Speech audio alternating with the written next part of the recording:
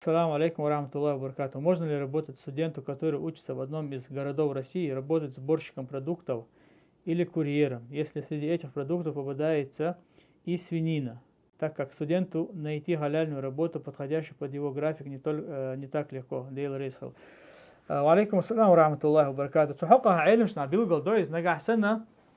Цадаллах из дайса хушшал и продукт и дуквай.